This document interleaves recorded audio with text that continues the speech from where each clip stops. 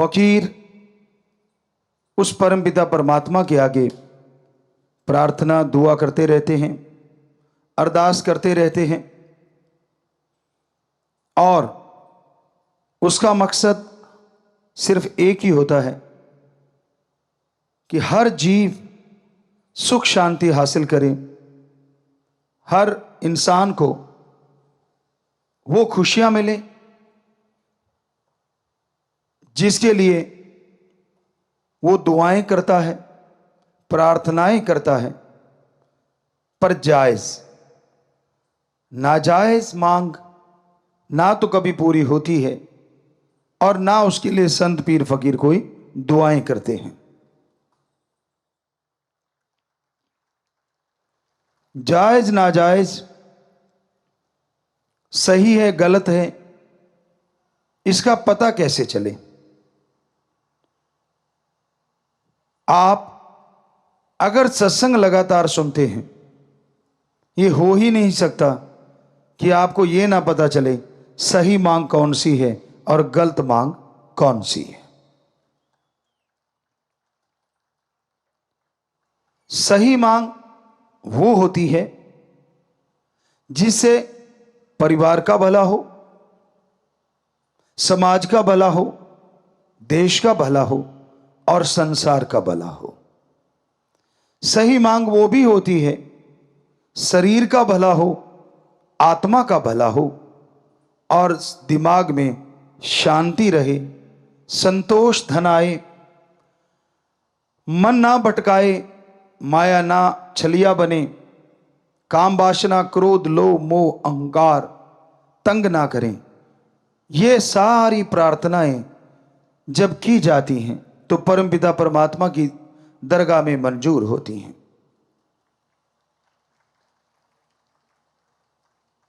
इसके अलावा आदमी तो बहुत कुछ मांगता है, मुझे ये दे दो, मुझे वो दे दो, पर सूफियत में सच्चा भक्त मानता है, हे मेरे परमपिता परमात्मा, मुझे वो देना जो तेरे दर के करीब करे, कभी दूर ना करे।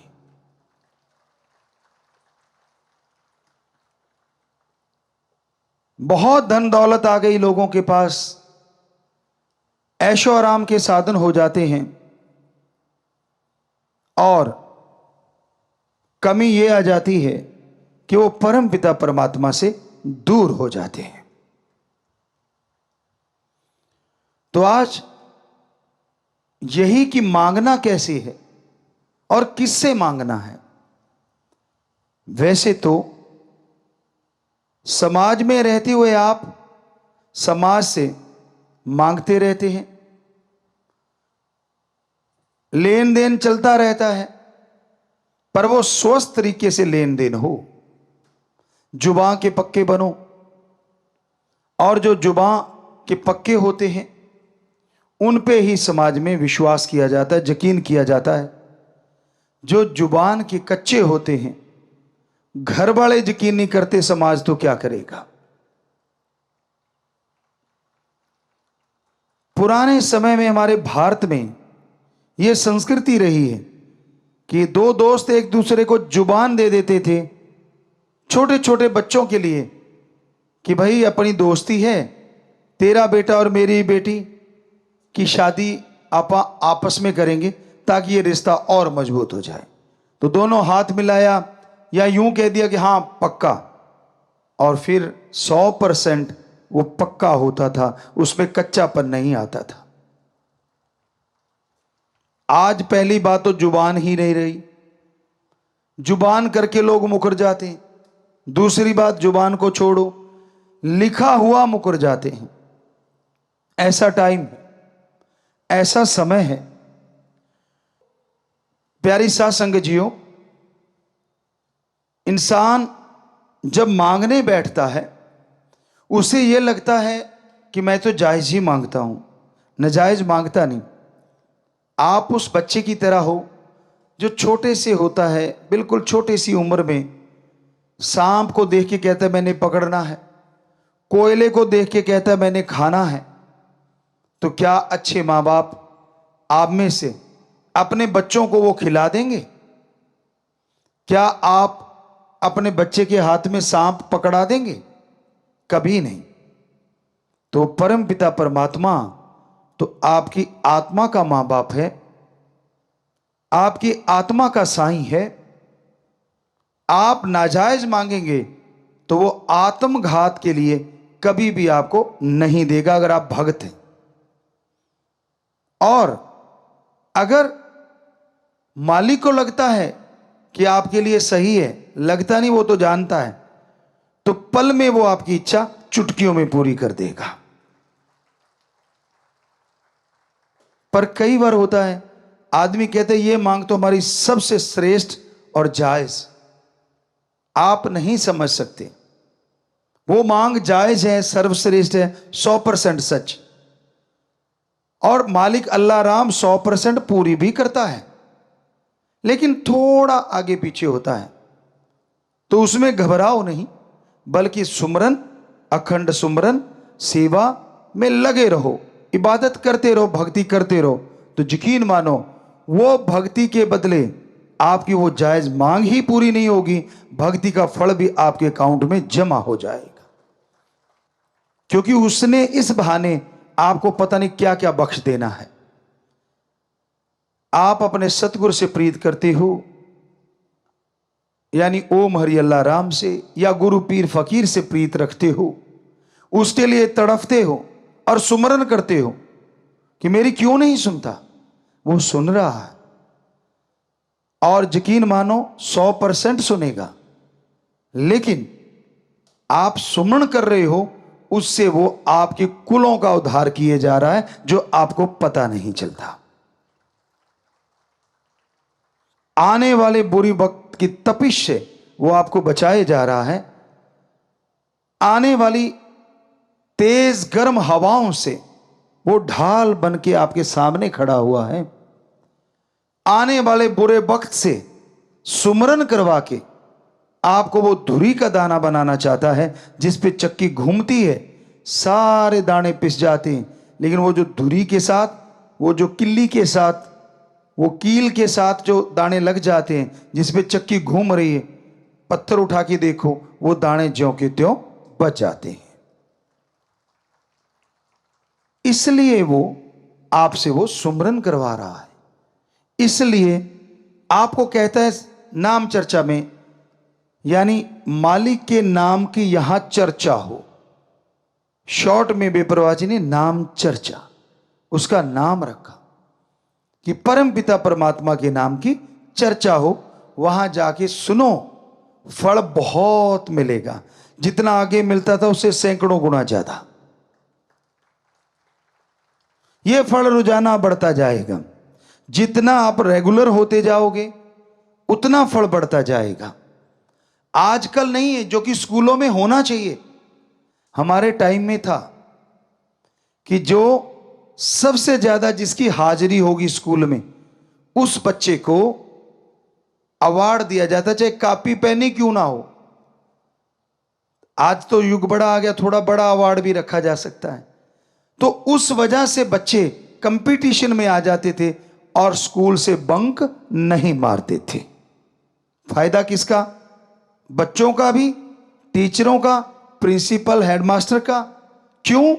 क्योंकि बच्चे लगातार आएंगे, ज्यादा ज्ञान हासिल करेंगे, तो मेरिट होल्डर तो क्या, वो जिले में और हो सकता है स्टेट, देश में भी टॉप आ जाए।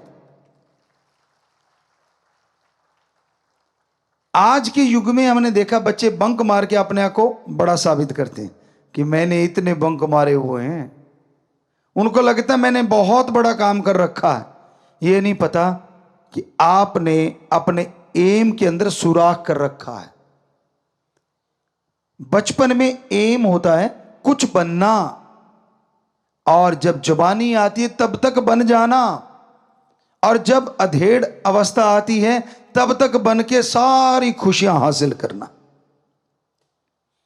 लेकिन आज के दौर में ये चीजें नहीं है। तो हमारे वहां बच्चों के एक तरह का गुरुकुल ही है वो, और मां बाप आते थे तो सिखाया जाता था कि जब वो मां बाप का दिन आए, बात बाद में करना, पहले अपने माँ बाप के पांव छूने हैं झुक के। ये इसके पीछे बहुत बड़ी साइंस है, बहुत बड़ी विज्ञान है। आप झुकते हैं तो वो जो पांव को छूना और एक सिर पे हाथ का आना, इसके अंदर बहुत बड़ी साइंस छुपी हुई है। झुकना सिखाता है कि धर्म कहते हैं कि दीनता, नम्रता। आपकी ईगो फिर हार्ट नहीं होगी अगर आप आज झुकना सीख जाते हैं। जो झुकना नहीं सीखते वो टूट जाया करते हैं। ऐसे तिनके को मरोड़ो। कुछ तिनके ऐसे होते हैं जो लचीले होते हैं, ऐसे ऐसे करते रहो, टूटते नहीं। उसी के वजह से दूसरे तिनके को ऐसे करते हैं, तड़ाक टूट जाता है। तो जिंदगी में आने वाला समय पता नहीं कैसा है, ये तो राम जाने। अगर वो मां बाप के सामने झुक गए तो हो सकता है लाइफ में मालिक ना करे ऐसा टाइम आए कि आपको झुकना पड़ जाए, तो तकलीफ नहीं होगी क्योंकि आप झुकना जानते हैं। और मां बाप का आशीर्वाद वो डुप्लीकेट नहीं होता, दुआएं लेके आता है, पॉजिटिव रेज लेके आता है कि बेटा सुखी रहे। यूं सिर पे हाथ रखते ही वो उनकी पॉजिटिव एनर्जी आपके अंदर प्रवेश कर जाती है। तो इसलिए हमने अपने बच्चे जो स्कूल में पढ़ते हैं उनको सिखाया था, हॉस्टल में खास करके जो बच्चे रहते हैं, कि बेटा जब पेरेंट्स डे हो आप जाओ, सबसे पहले माँ बाप के पांव छुओ और फिर पूछो कि पापा माँ सेहत कैसी है। और इससे कुछ जाता नहीं। यकीन मानो अगर आप झुक नहीं रहे तो ईगो अड़ रही है कि हमारे तो विचार ही नहीं मिलते, हम तो ऐसे कैसे झुक जाएं। विचार अपनी जगह, थॉट्स अपनी जगह, पर ये लेना देना अपनी जगह। आप सत्कार देते हो, बदले में पॉजिटिव एनर्जी ले लेते हो। बताओ फायदा किसको। ना चाहते हुए बुजुर्गों को हाथ रखना पड़ता है, पर कई बुजुर्ग होते हैं पीठ घुमा लेते हैं कितने के दिन। वो जट्टू इंजीनियर वाला काम तो होने से रहा, जो आपने देखा था कि वो पीछे पड़ गए थे क्योंकि उन्होंने तो अचानक पैर पकड़ के खींच लिए थे। खींचने नहीं, टच करने होते हैं। तो वो तरीका, अब साइंस भी इस चीज को मानने लगी। जब आप सुमरन करते हो आपको नहीं मालूम, लेकिन बहुत पहले भी हमने सुनाया था, कुछ देशों के साइंटिस्टों ने इस पे रिसर्च किया और ये बताया कि जो लोग सुमरन करते हैं उनको एक जगह बिठाया और जो नहीं करते उनको अलग, तो बड़े परिवर्तन मिले। सुमरन कर रहे बड़े शांत रहते हैं जो सुमरन कर रहे थे, जो नहीं कर रहे थे वो बात बात पे टेंशन ले रहे थे, चिंता कर रहे थे। सुमरन कर रहे थे वो जिंदगी जीने के ढंग सीख रहे थे, और सुमरन नहीं करते थे वो टेंशन लेके सुसाइड की तरफ जा रहे थे। फिर उन्होंने उनका रिसर्च बंद कर दिया, अब सुमरन वालों पे फोकस कर दिया कि ऐसा क्यों है। सेंसर लगाए गए, कंप्यूटर से जो भी सिस्टम थे सारे लगाए गए, और ये बहुत पहले की बात है, सर्च करने पे शायद मिल जाए, लेकिन हमने कहीं पढ़ी थी। तो उन्होंने फिर ये देखा कुछ दिनों के बाद कि एक रेज आ रही हैं, और वो रेज आसमान की तरफ से आ रही हैं, और जो सुमरन कर रहा है, मेडिटेशन कर रहा है, वो रेज आके उसके दिमाग पे यूं किरणें, आपने देखा ना कई बार कि ऐसे आपने फोटो में ये तो एक कंप्यूटराइज्ड चीजें होती हैं कि यूं हाथ की और यहां से एक लाइट निकली, आप देखते होंगे डॉक्यूमेंट्री वगैरह में, तो वो लाइट पड़ रही है, वो 100% सच होता है। ऊपर से रेज आती है और वो माइंड में टकराती है, ये साइंटिस्ट कह रहे हैं, और उनके अंदर माइंड में परिवर्तन आने शुरू हो जाते हैं। डीएनए के जो सेल्स हैं वो मजबूत होते हैं, अंदर डीएनए पनप रहा है, वो और स्ट्रांग होता चला जाता है। फिर उन्होंने सोचा इन रेज का पीछा किया जाए। जब उन्होंने उस रेज का पीछा किया तो एक हद के बाद पता नहीं चला वो रेज आ कहां से रही, क्योंकि इनकी जो साइंस की जो दायरा है वो ब्रह्मांड के अंदर तक का है, और वो ब्रह्मांड से पार से आती हैं रेज। किससे आती हैं? ओम, एक ओंकार, अल्लाह, गॉड, सुप्रीम पावर से आती हैं। क्या संत पीर फकीर आशीर्वाद देते उससे भी रेज आती? जी हां, आती हैं। क्यों आती हैं? क्योंकि उनका हाथ पार ब्रह्म उस परमपिता परमात्मा से जुड़ा होता है। साइंस के अकॉर्डिंग उनकी सिक्स सेंस हमेशा मालिक से कनेक्ट रहती है। इसका मतलब यह नहीं कि उनकी सिक्स सेंस यहां काम नहीं करती, बल्कि आपसे कई गुना ज्यादा उनकी सिक्स सेंस यहां भी काम करती है। यह कैसे पॉसिबल है? यही वो अनसुलझी पहेली है जिसे साइंस शायद ही कभी सुलझा पाए, पर धर्म सुलझाते हैं। कैसे? संत पीर फकीर जैसे आपको बताया बनाए नहीं जाते, वो पैदा होते। फर्स्ट जब वो आत्मा गर्भ में आती तो परम पिता परमात्मा के अंश तो सारी आत्माएं होती हैं, पर वो उस मालिक से डायरेक्ट उस बॉडी में आती। बाकी जन्म भोग के आती, 84 लाख जूने भोग के आती। पर जो संत आज से पहले हमारे महापुरुष हुए, जितने भी संत सच्चे रूहानी सूफी संत आए, बहुत आए सारे धर्मों में, वो डायरेक्ट उस ओम का अंश होते हैं, ना कि जन्मों मरणों में घूमी हुई आत्मा होते हैं। तो अब पता नहीं 84 लाख जूनियों में कितने बार चक्कर लगा चुकी आत्मा। एक तो वो है मनुष्य के शरीर में, और एक वो है जिसे भगवान ने डायरेक्ट अपना अंश बना के भेज दिया। तो नेचुरली वो जो घूम घुमा के आई है, वो तो संचित कर्म इकट्ठे किए बैठी है।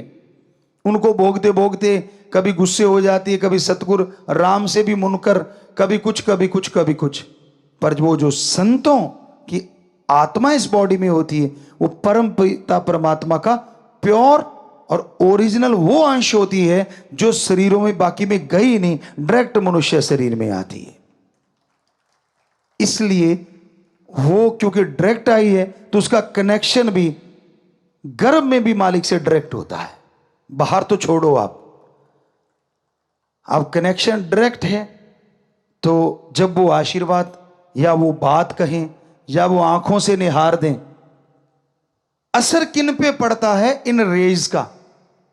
जो झोली फैलाए बैठा है, दीनता, नम्रता जिसके गहने हैं, जो 100% संतों के गुरु के वचनों को मानता है, ना कि नजायज फायदा उठाने के लिए आया, वो नहीं।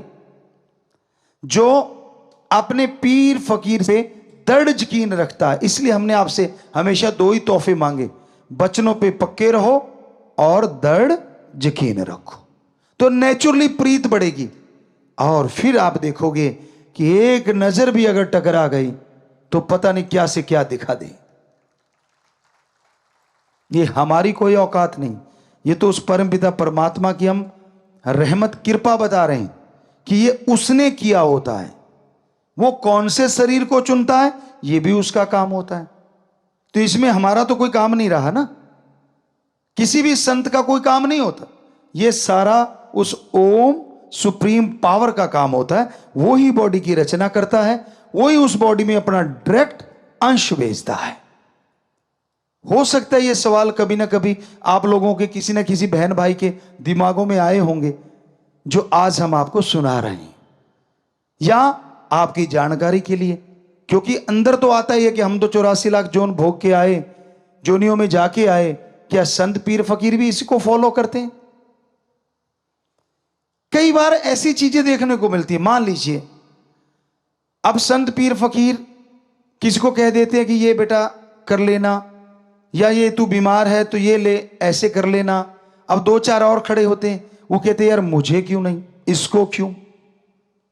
हो सकता है बिना प्रसाद के वो अपनी निगाहों से तेरा रोग काटते, पर तेरे जची नहीं, तूने उसको उल्टा ले लिया इसलिए वो नहीं कटा।